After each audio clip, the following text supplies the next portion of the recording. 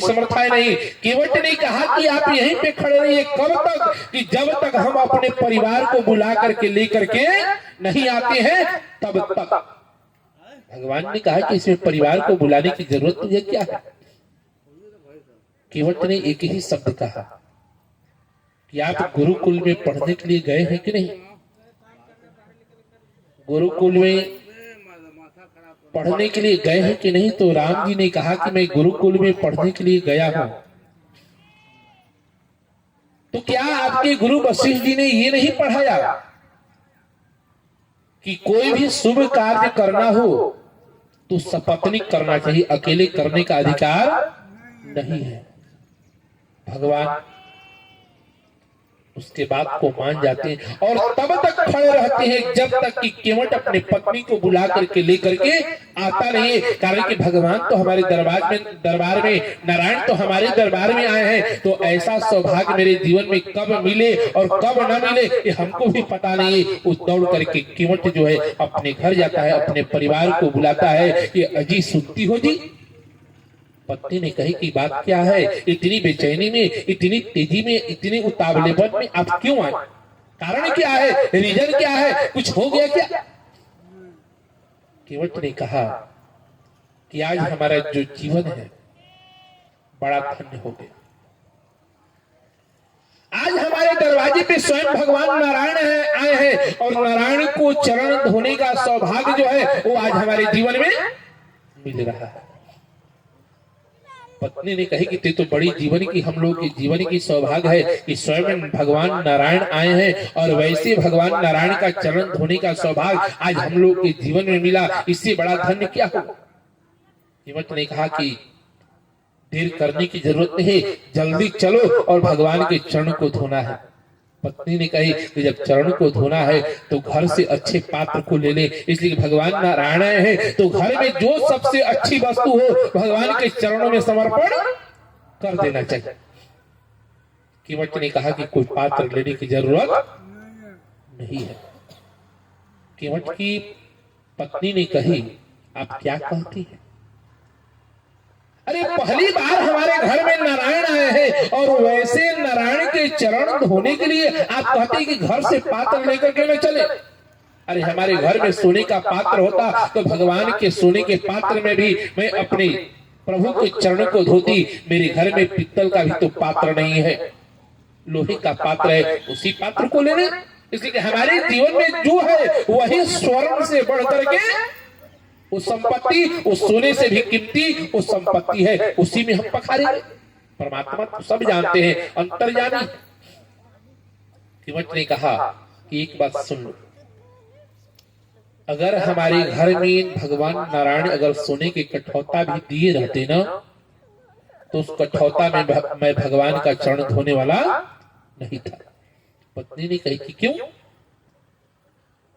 केवट ने कहा कि प्रभु की कुछ नियम है और उस नियम में हम बाधक नहीं बनेंगे। जब भगवान के नियम में जब भक्त बाधक नहीं बन गया तो फिर तो भक्ति टूट गई, इसलिए भगवान को हम मजबूर नहीं करेंगे। तो भगवान के नियम क्या है? तो केवट ने कहा कि पिता ने उन्हें 14 वर्षों के लिए वनवास दिया, वो भी कैसा कि तापस भेष अविशेष उदासी 14 बरस राम बनवासी कि 14 वर्ष तक उन्हें तपस्वी का जीवन जीना है। उनके जीवन में कोई श्रृंगार की जरूरत, आभूषण की जरूरत, स्वर्ण की जरूरत नहीं है। अगर स्वर्ण की जरूरत पड़े, आभूषण की जरूरत पड़े तो उनकी भक्ति में, उनके नियम में बाधक बनेगा। इसलिए सोने का पात्र भी होता ना तो भगवान का चरण में धोता नहीं। भगवान के चरण धोने के लिए हमारे नाव में कठौता है, पहली भाव। दूसरी भाव, हमने कल कहा कि केवट के मन में भी कुछ लोभ की जागृति हो गई। भगवान के चरण में, रज में परिवर्तन करने का गुण।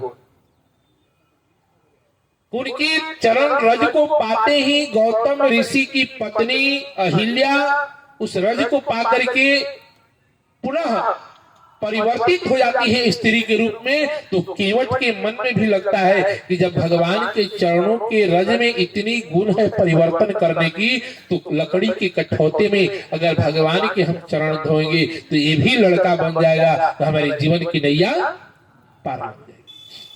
पहली भाव। दूसरा भाव केवट क्या देता है?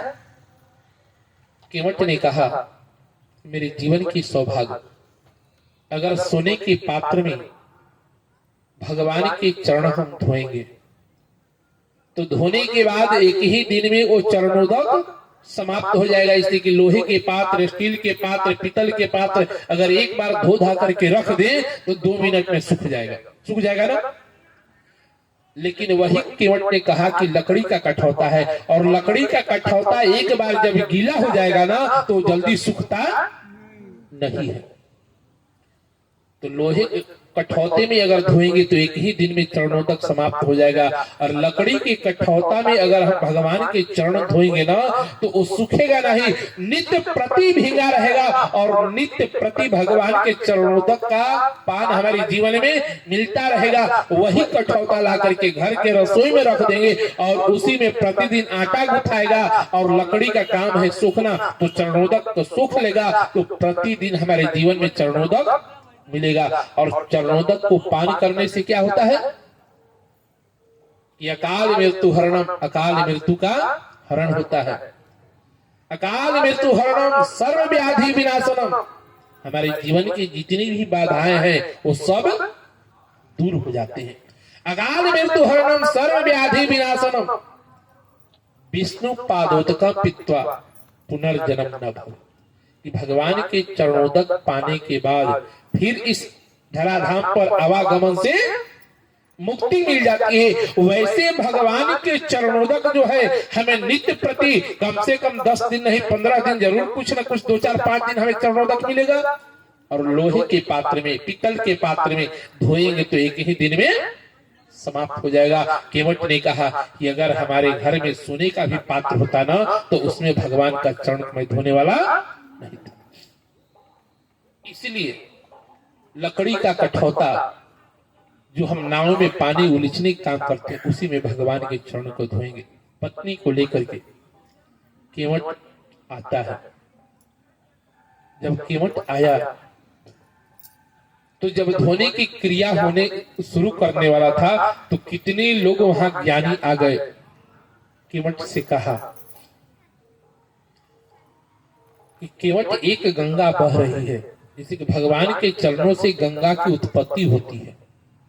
जब एक गंगा पहले से मौजूद है और दूसरी गंगा प्रकट कर रहा है, ये तो उचित नहीं है। इस गंगा की मर्यादा जो है वो समाप्त हो जाएगी। केवट ने कहा कि इस गंगा के ऊपर मुझे विश्वास नहीं है। लोगों ने पूछा कि क्यों? हमने तो सुना है कि सभी लोग अपने जीवन के पाप धोने के लिए गंगा में आते हैं और गंगा में अपना पाप धो करके चले जाते हैं और सबकी पाप गंगा धो देती है। हमारी कैयक पीढ़ी इस गंगा के जल को पान भी करता है, गंगा में स्नान भी करता है, गोता भी लगाता है, तभी ये गंगा हमको पवित्र नहीं कर पाई। इसलिए मुझे इस गंगा के ऊपर विश्वास नहीं है।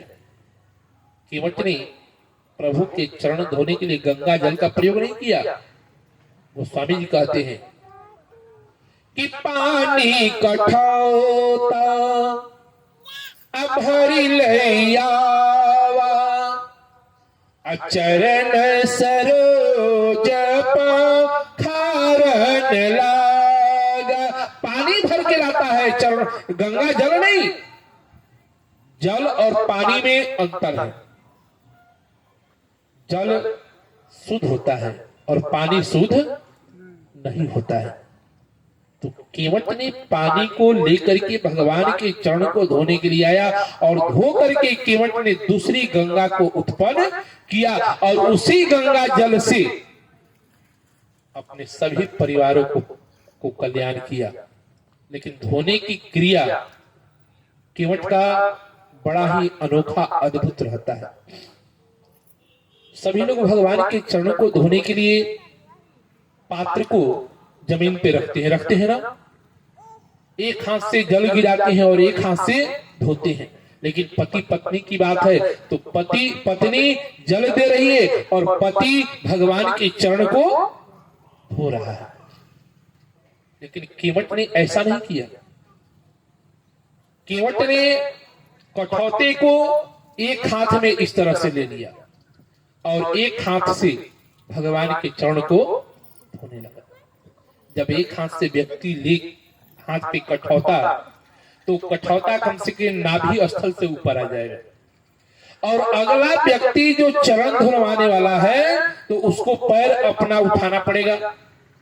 जब तक पूरा उठाएगा नहीं तब तक कठौता में पैर जाएगा नहीं। और जब इतना ऊपर उठाएगा तो आदमी कितने मिनट तक खड़ा रहेगा? 1 मिनट से 2 मिनट, 2 मिनट से 3 मिनट, तीसरे मिनट के बाद तो एक पैर पे कब तक खड़ा रहेगा? उसकी स्थिति गिरने की हो जाएगी, स्थिति गिरने की हो जाएगी।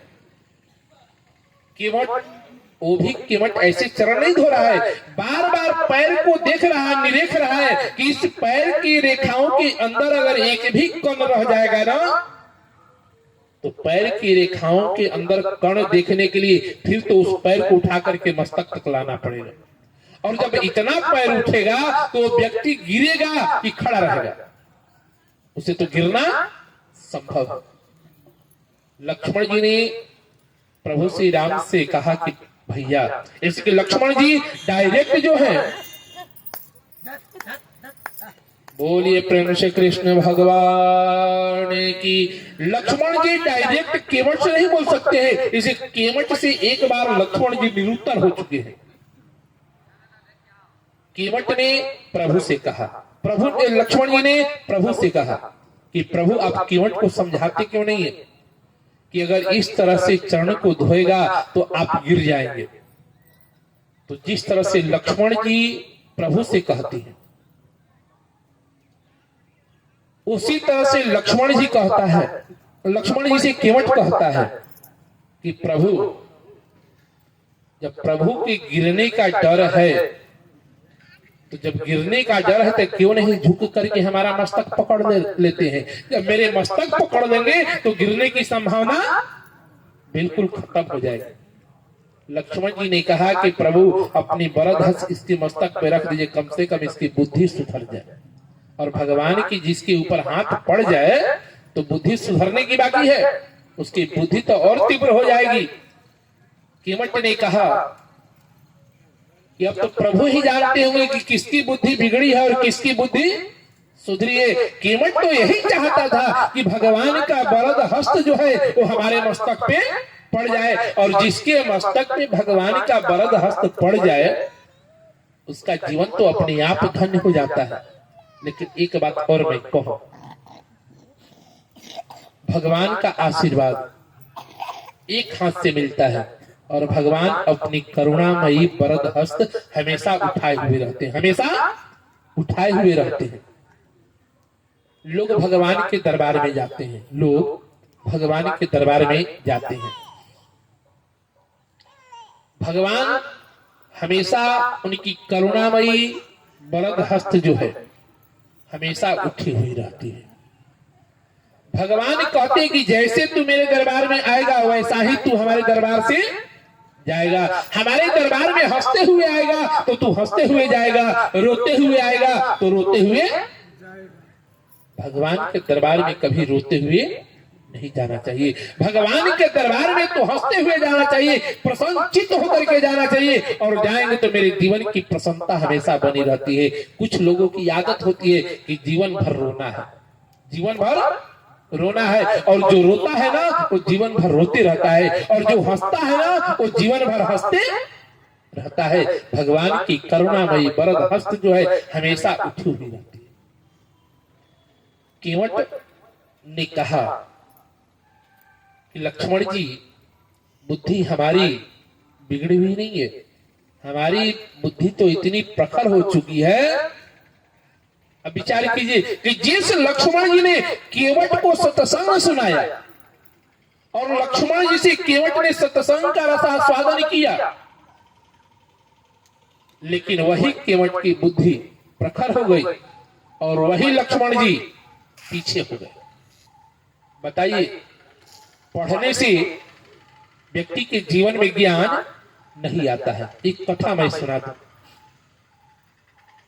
दो मित्र थे और दोनों मित्र गुरुकुल में पढ़ने के लिए, दो लड़के गए थे, दोनों आपस में मित्र बन गए। तो जब क्लास में व्यक्ति जाता है तो मास्टर तो एक ही चीज सबको पढ़ाता है, किसी को कम न किसी को ज्यादा, जो पढ़ाना है तो सबको पढ़ाता है और एक समान शिक्षा गुरुकुल में सबको मिलती है।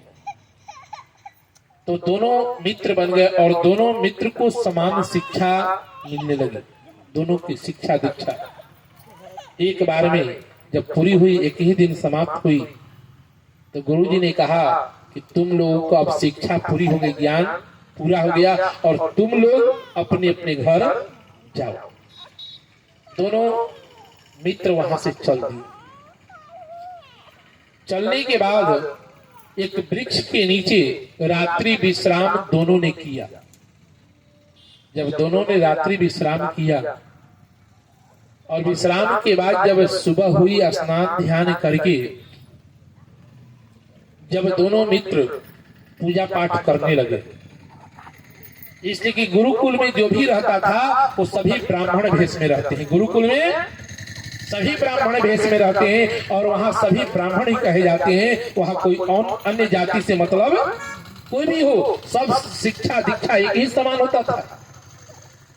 क्या राजा के लड़के हो या प्रजा के लड़के हो, सबको एक समान उठना बैठना रहना सहना सब। जब दोनों लड़के पूजा पाठ संध्या करने लगे तो पेड़ पे एक हंस दिखाई दिया, पेड़ पे हंस दिखाई दिया। तो एक ने अपना पंचांग खोला, पोथी खोला और खोल करके कहा कि आज जो है ये खीर खाने को मिलेगा। दूसरा ने कहा खीर तो खाने को मिलेगा, लेकिन खीर कैसा मिलेगा, तो कड़वा मिलेगा। पहला ने कहा कि ये गुरुजी तो हमको पढ़ाए नहीं है, ये कड़वा कैसे मिलेगा। उसने कहा कि बिल्कुल खीर तो खाने को मिलेगा लेकिन कड़वा मिलेगा। और तब तक एक जजमान सुबह आते देखा कि यहाँ लोग पंडित जी लोग बैठे हैं, महात्मा लोग बैठे हैं, संध्या बंदन कर रहे हैं, करके पूजा कर रहे हैं। तो उसने कहा कि प्रभु आप हमारे घर चलिए, हमारे घर निमंत्रण है, प्रसाद पा करके तब आप लोग जाइएगा। दोनों ने खुशी पूर्वक उस निमंत्रण को स्वीकार किया और स्वीकार करके प्रसाद पाने के लिए घर की ओर चले। जब घर गए तो खाने में खीर आया। एक ने कहा कि मैंने कहा था ना कि आज खीर मिलेगा। दूसरा ने कुछ नहीं बोला। जब खाने की तैयारी खाने लगे तो खीर कड़वा निकल गया। क्या निकल गया? कड़वा निकल गया। दूसरा ने कहा कि मैंने कहा था ना कि खीर मिलेगा लेकिन कड़वा मिलेगा।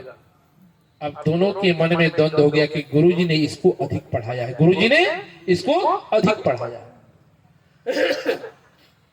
अब वहां से लौट करके अब घर नहीं जा रहे हैं, अब सीधे कहेंगे गुरुजी के पास चलो। अब दोनों वहां से लौट करके गुरुजी के पास चले। जब गुरुजी के यहाँ गए तो एक ने कहा कि गुरुजी ये आपने बहुत बड़ा अनर्थ किया। गुरुजी ने कहा क्या किया? आपने पढ़ाने में भी भेद रखा। आपने पढ़ाया था कि हंस दिखाई दे सुबह के समय तो खाने में खीर मिलेगा, लेकिन ये मित्र ने कहा कि खीर तो मिलेगा लेकिन कड़वा मिलेगा। और ये कड़वा शब्द आपने हमको कहीं पढ़ाया नहीं, ये कड़वा कहां से आ गया? गुरुजी ने कहा कि हमने तो ये कभी पढ़ाया नहीं, ये कड़वा कहां से आया? अब उसी से पूछा जाए। जब उससे पूछा जाने लगा तो उसने कहा कि गुरुजी आपने पढ़ाया तो नहीं था, लेकिन हमने अनुभव किया। अनुभव क्या किया कि हंस बैठा तो है तो कहाँ है? तो हमने देखा कि हंस वो नीम के पेड़ पे बैठा है। कहाँ बैठा है? नीम के पेड़ पे बैठा है। तो खीर तो खाने को मिलेगा लेकिन नीम के पेड़ पे बैठा है। तो हमने अनुभव किया कि नीम कड़वा होता है, इसलिए नीम कड़वा है तो इसका मतलब है खाने को खीर मिलेगा लेकिन कड़वा मिलेगा। तो कहने का मतलब कि कुछ अनुभव भी अपनी जो है, अपनी अनुभव सबसे बड़ी चीज होती है। तो केवट ने कहा कि हमने आपसे सत्संग तो किया लेकिन सत्संग करने के बाद हमारे जीवन का अनुभव प्रखर हो गया। अनुभव प्रखर हो गया। इसी बात पे केवट ने कहा कि लक्ष्मण जी, हमारी बुद्धि बिगड़ी हुई नहीं है, हमारी तो बुद्धि और प्रखर है, और भगवान नारायण का जब वरद हस्त मिलेगा मस्तक पे ना, तो और बुद्धि जो है वो प्रखर हो जाएगी। ये सत्य बात है कि आज तक भगवान नारायण का दोनों वरद हस्त आज तक किसी के मस्तक पे पड़ा नहीं है। और जब अगला सामने वाला व्यक्ति जब खड़ा होता है ना, और जब खड़ा होगा तो एक हाथ से थोड़े पकड़ के खड़ा होगा, झुक करके दोनों हाथ से मुड़ी को पकड़ना होगा, और तब कहीं जाकर के चरण भगवान ने झुक करके दोनों हाथों से केवट के मस्तक को पकड़ा। और जब दोनों हाथ केवट के मस्तक पे रखे तो देवलोक से पुष्प वृष्टि होने लगी कि केवट तू धन है, तेरे जैसा धन इस जगत में अब कोई है नहीं। कहने का मतलब केवट के अंदर इतनी भक्ति कि भगवान उसके वशीभूत होकर के भगवान को केवट के आदेश को मानना पड़ता है, और भगवान झुक करके अपने चरण को धुलवाते हैं। जब भगवान के चरण को धो लेता है, धोने के बाद प्रभु को आदेश करता है कि प्रभु आप इस जगह खड़े रहिए, अगर इस जगह से हिले कि फिर हमको पुनः वही क्रिया करना पड़ेगा, कहीं इस चरण में कण लग गया तो फिर हमको धोना पड़ेगा, इसलिए आप खड़े रहिए। प्रभु आदेश को मान करके खड़े रहते हैं। केवट ने प्रभु से पूछा, आप तो गुरुकुल में पढ़े हैं? प्रभु ने कहा कि बिल्कुल। गुरुजी गुरुकुल में सब शिक्षा दीक्षा दिया होगा? प्रभु ने कहा कि बिल्कुल। इसका मतलब कि आप कर्मकांड की भी शिक्षा लिए होंगे? बिल्कुल, कर्मकांड की भी शिक्षा हमको मिली है। केवट ने कहा कि अब आपको कर्मकांड कराना पड़ेगा। क्या कराना पड़ेगा? कर्मकांड कराना पड़ेगा, हमारे पितरों के निमित्त पिंडदान कराना पड़ेगा। अब विचार कीजिए, हमने पहले कहा होगा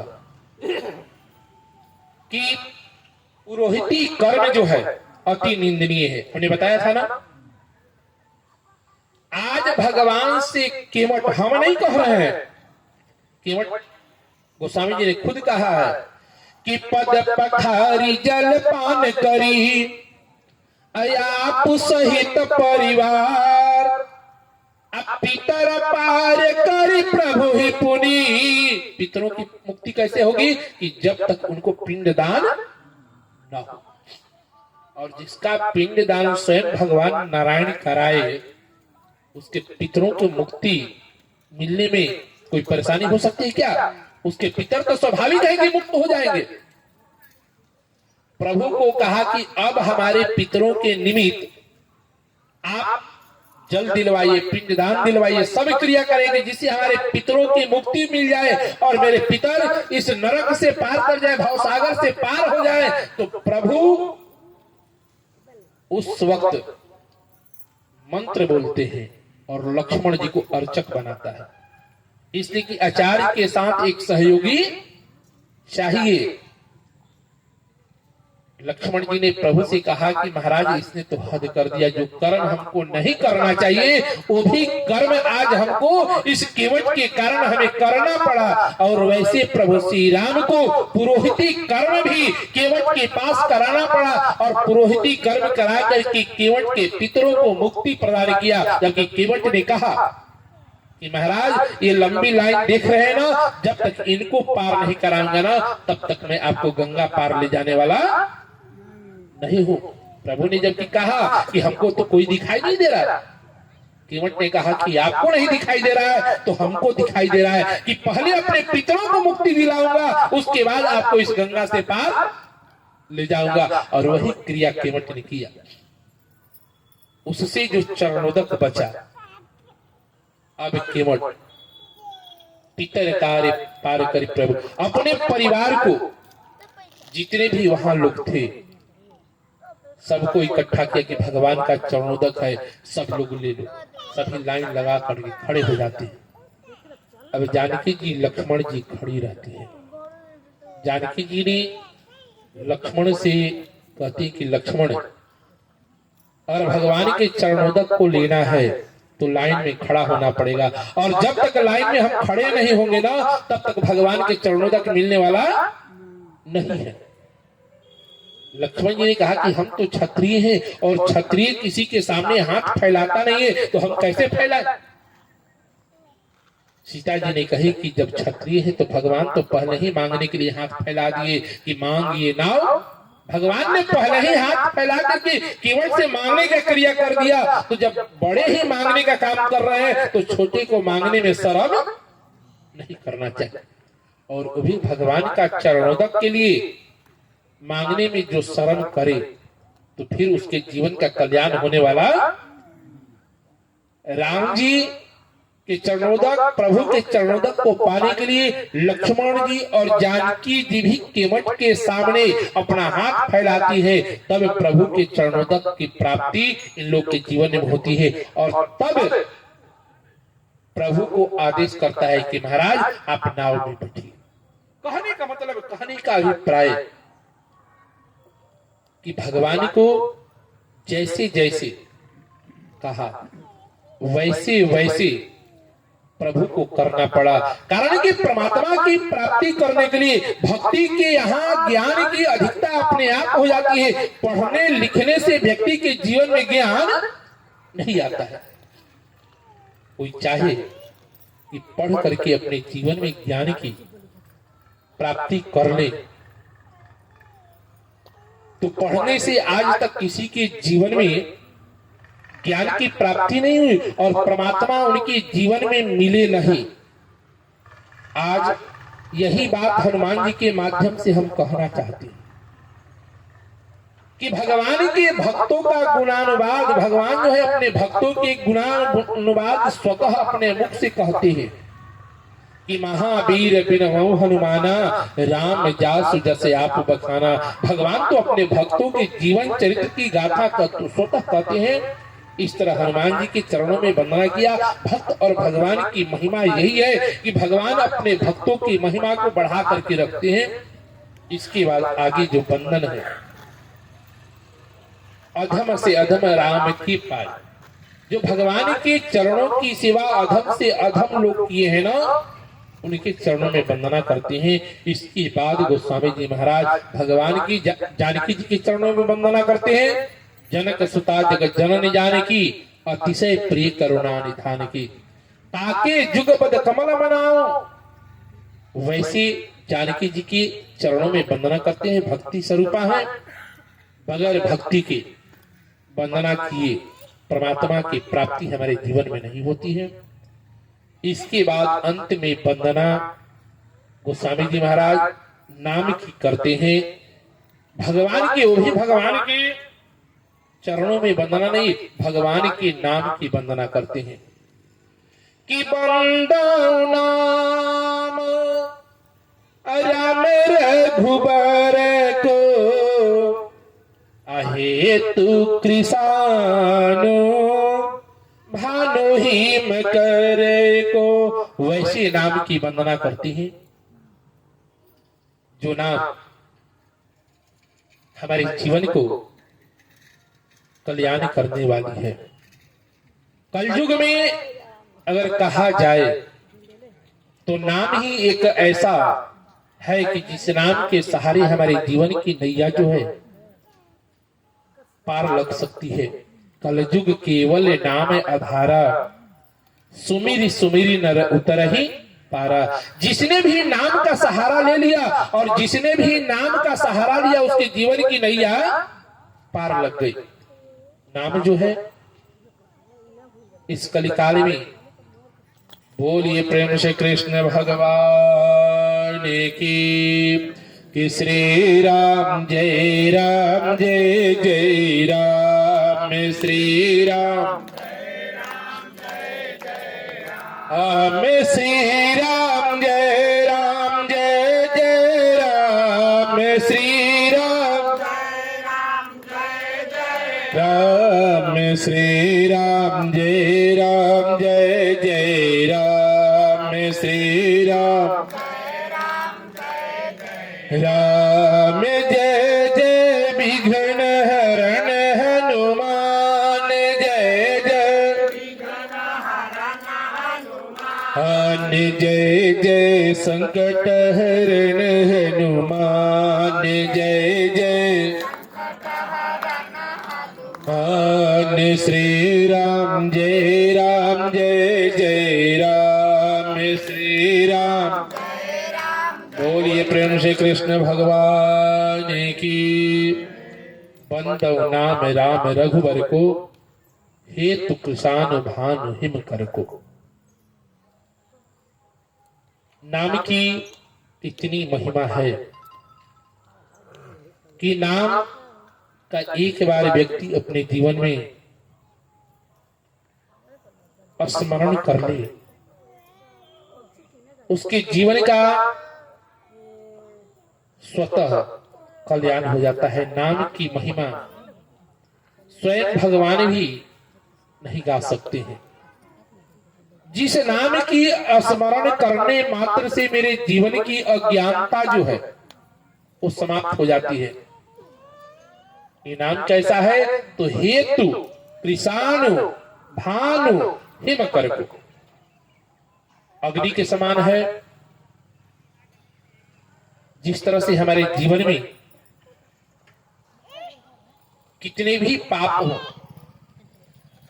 हमारे मन की कुत्सित विचार हो, हमारे जीवन की कितने भी बड़े दोष हो, हमारे जीवन की कितने भी बड़े हमारे जीवन में कलंक का टीका लगा हुआ हो, केवल एक बार भगवान के नाम का अगर हम स्मरण कर ले, तो राम के नाम की इतनी प्रबल महिमा है, अग्नि से इतनी प्रबल तेज है कि जो हमारे जीवन की पाप को एक बार राम का नाम लेने से हमारे जीवन के पाप को जला करके भस्म कर देती है।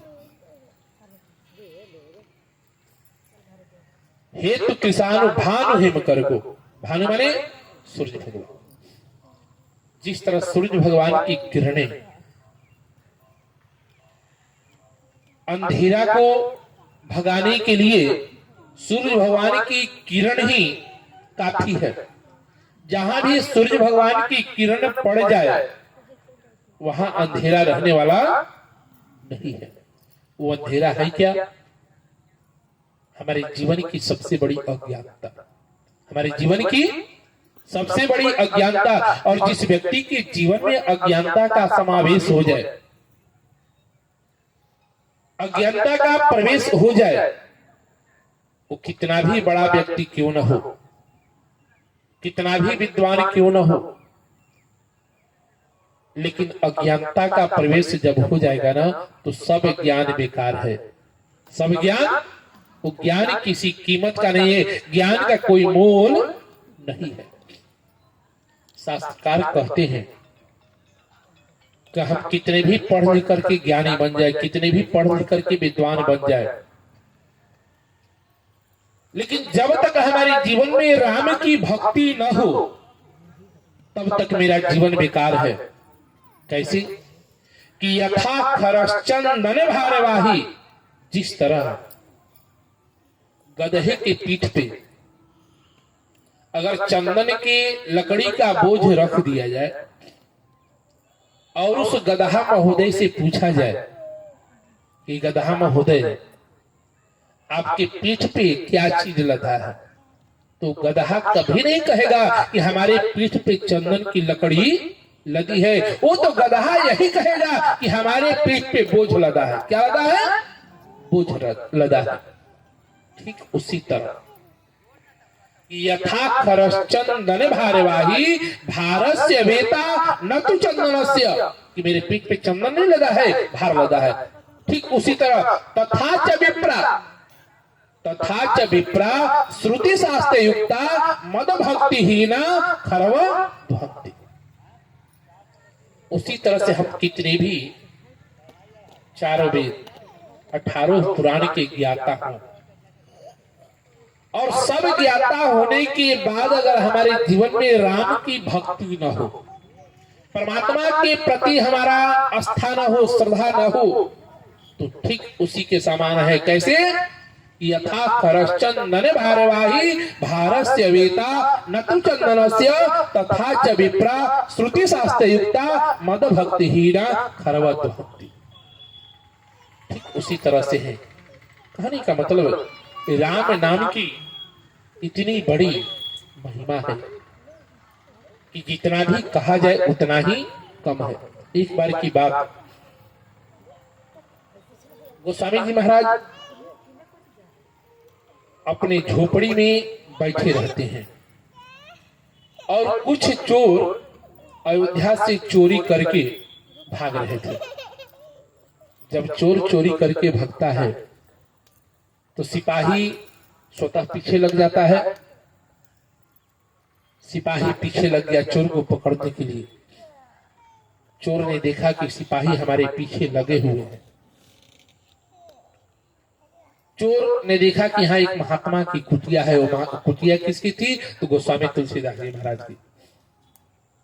जाकर के चोर संत की चरण में गिर पड़े कि महाराज आप मेरी रक्षा कीजिए, आप मेरी रक्षा कीजिए। गोस्वामी जी ने कहा कि बोलो हम क्या करें। उस चोरों ने कहा कि हम चोर हैं महाराज और हम चोरी करके आ रहे हैं और चोरी का माल भी हमारे साथ है। तो गोस्वामी जी ने कहा कि जब चोरी का माल है तो इसका मतलब कि तुम लोग छुपना चाहते हो। तो मेरी झोपड़ी है, झोपड़ी में तुम चले जाओ, हम झोपड़ी से बाहर चले जाते हैं। महात्मा के जीवन में सब सम्मान है। क्या है? साधु भी उसी तरह से, चोर भी उसी तरह से। किसी के प्रति भेद और भावना संत के जीवन में नहीं होती है। तो स्वामी जी ने कहा कि तुम मेरी झोपड़ी में चले जाओ और हम झोपड़ी से बाहर चले जाते हैं। चोरों ने कहा कि नहीं महाराज, आपके झोपड़ी में जाएंगे तो अभी सिपाही आएंगे और आकर के पकड़ करके लेकर चले जाएंगे और फिर मुझको सजा मिल जाएगी, कहीं प्राण दंड न मिल जाए। इसलिए महाराज हम लोग इस सरजू जी को पार करना चाहते हैं। इसी के आषाढ़ का महीना और आषाढ़ के महीने में सरजू जी लबालब भरी हुई रहती है। उसने कहा कि नहीं महाराज, आप हमको इस सरजू के पार कराइए। गोस्वामी जी ने कहा कि हम कहां से पार करा सकते हैं, ये तो सरजू जी उफान पे है। तो नहीं महाराज, हम आपके चरणों में गिरते हैं, नहीं तो आप ही के सामने अपने प्राण को त्याग देंगे, लेकिन आपको रक्षा करना आप ही को पड़ेगा। लगी दया को मलचित संता, संतों का हृदय ऐसे भी नवीन होता है, कोमल होता है। संत ने कहा कि जब ऐसी बात है तो हमारे सामने तुम प्राण मत त्यागो, हम तुम्हें युक्ति बता रहे हैं। गोस्वामी जी ने कलम उठाई और एक पर्ची बनाई और पर्ची बना करके मोड़ करके एक को दे दिया और देने के बाद कहा कि एक दूसरे को हाथ पकड़ दो और हाथ पकड़ के सरजू के पार तुम जा सकते हो। वो पर्ची एक ले लिया और सब एक दूसरे को हाथ पकड़ दिए और सरजू जी में उस उफान सरजू में ऊपर जल के ऊपर के सतह पे वो आराम से पार कर गए। जब पार कर गए तो एक ने कहा कि इस पुर्जी में लिखा क्या है, पुर्जी में है क्या, खोल करके देखो। तो खोल करके जब देखा तो उसमें कुछ नहीं, केवल राम लिखा हुआ था। क्या लिखा हुआ था? राम। चोरों ने कहा ये तो सबसे बड़ी उत्तम हम लोग की जुगाड़ मिल गई कि अब खोजने की जरूरत है, नाव डेंगी की जरूरत नहीं है, हम भी राम लिखेंगे और सरजू जी में पार कर जाएंगे।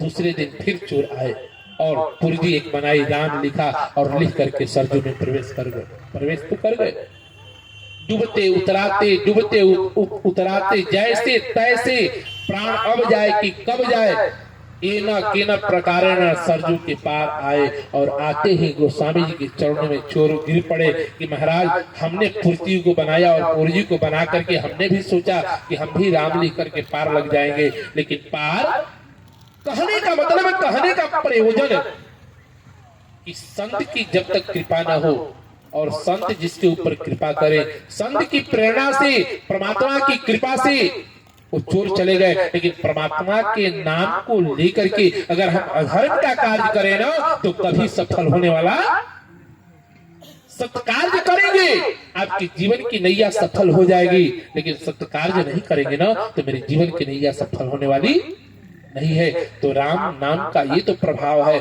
कि मेरे जीवन को अज्ञानता दूर कर देगी। कैसे होगा इसके विषय में कल हेतु किसान भान हिम कर को, यही राम का नाम अगर अपने जीवन में ग्रहण कर ले तो मेरे जीवन में शीतलता भी आ जाएगी। ये नाम का प्रभाव इतनी बड़ी महिमा है, इसके विषय में कल। इसी के साथ वाणी को विराम और सभी राम भक्तों को जय श्री राम। 2 बार प्रभु का नाम, उसके पश्चात आरती, तब प्रसाद लेकर के घर की ओर जाएंगे। कि राम का नाम लेकर जो मर जाएंगे, राम का नाम राम का